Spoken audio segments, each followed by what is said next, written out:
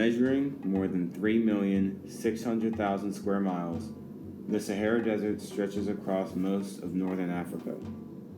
Crossing it is an extremely arduous task. However, for several hundred years, it was the site of a successful trade route controlled by rich empires, the Trans-Saharan trade route.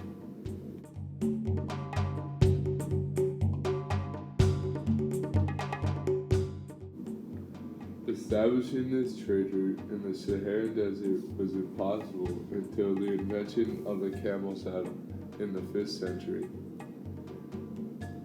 Camels are the perfect animals for the desert. They can live without water for a week and without food for a month. Not needing to pack supplies for the camels allowed for merchants to have more space for storage, supplies, and trade items. Camels' feet are also adapted to the desert because they do not sink in the sand when walking. The invention of the camel saddle allowed merchants to take advantage of the camel in order to establish the Trans-Saharan trade route.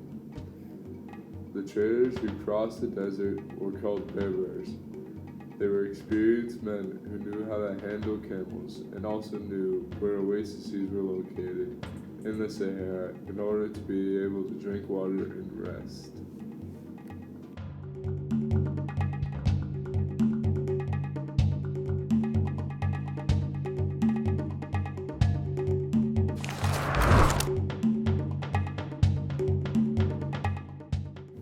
The growth of the Trans-Saharan trade route started with one empire, the Ghana Empire, which was located in modern-day Mauritania and western Mali, and they traded with cities in North Africa, like Morocco, for example.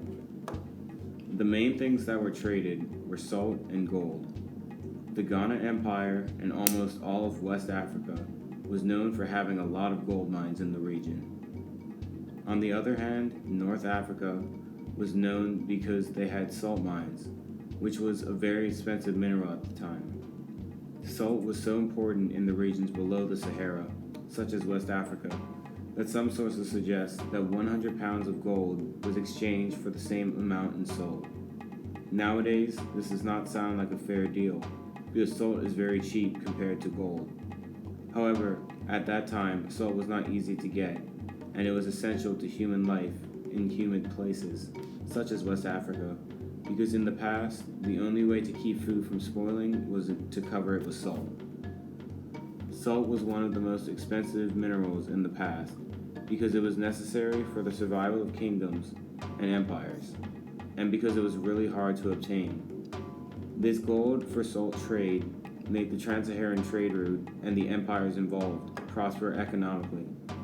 However, gold and salt were not the only things traded in this route. You could also find trade of spices, ivory, cola nuts, textiles, slaves, among many others.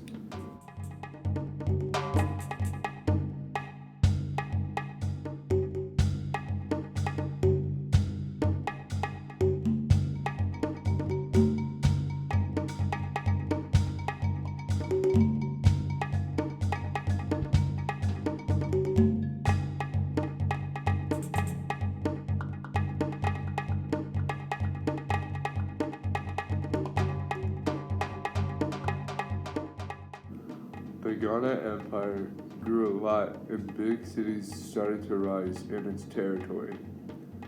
The biggest city, and probably the capital of the Ghana Empire, was Kombi Saleh.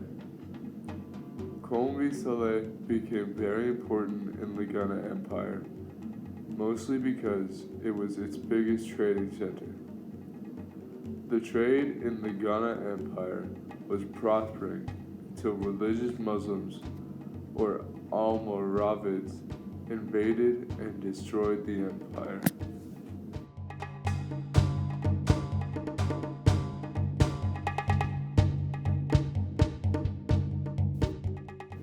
After the fall of Ghana, another West African kingdom rose from the ashes. It was the Mali Empire. Started by Sundiata Keita, the first ruler of the empire. Mali took control over the gold trade in West Africa, in which used to be the Ghana Empire. But the Mali Empire expanded even more. The Mali Empire was originally pagan. However, their rulers saw potential in their economical growth if they changed to Islam and started using Arabics as their main language. And so they did. Making this change brought many good consequences to the empire. Since they shared religion and language with their main trading partners, trade became easier, more peaceful, and it grew even more. The most important and famous king of the Mali Empire was Mansa Musa. He was known to be an incredibly wealthy man because everywhere he traveled, he spent huge amounts of gold. When he was the king, Mali grew a lot. Some cities of the empires were some of the most rich, powerful, and full of luxurious cities in the world.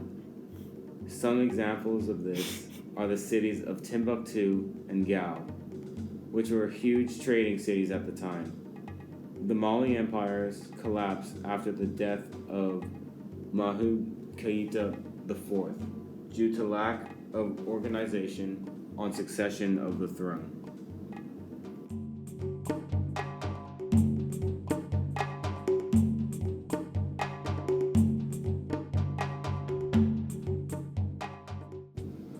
Once Mali collapsed, a new empire emerged in West Africa, the Songhai Empire. The Songhai Empire was the last and the greatest of the three West African empires. They took control over what used to be the Mali Empire, and they expanded its territory even more. Gao was the most important trading city of the Songhai Empire. This empire became the most powerful of the three empires in West Africa. However, it did not last as much as Ghana and Mali did. In 1582, the empire fell into some sort of civil war due to the bad leaders. Also, the Songhai Empire changed their main trading partner from the Arabic empires in North Africa to Portugal. This broke the relationship between the Songhai Empire and North African kingdoms. Since the Songhai Empire was in a decline and it had broken relationship with the Arabic empires, Morocco saw an opportunity to take control over the gold of West Africa.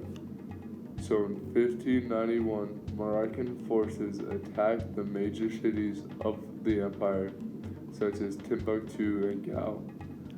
Morocco destroyed these cities and also the empire, which was the last empire in West Africa.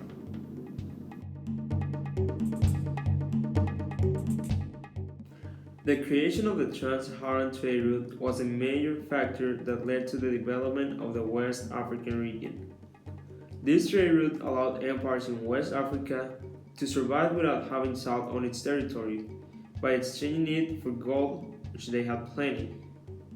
On the other hand, the trade route allowed North African kingdoms to get gold out of salt, which they had more than they needed. Trade lets empires fulfill needs that they would not be able to fulfill on their own. Trade is always good for everyone involved because it allows them to get something that they need in exchange for something that they don't need. Trade is always a win-win situation.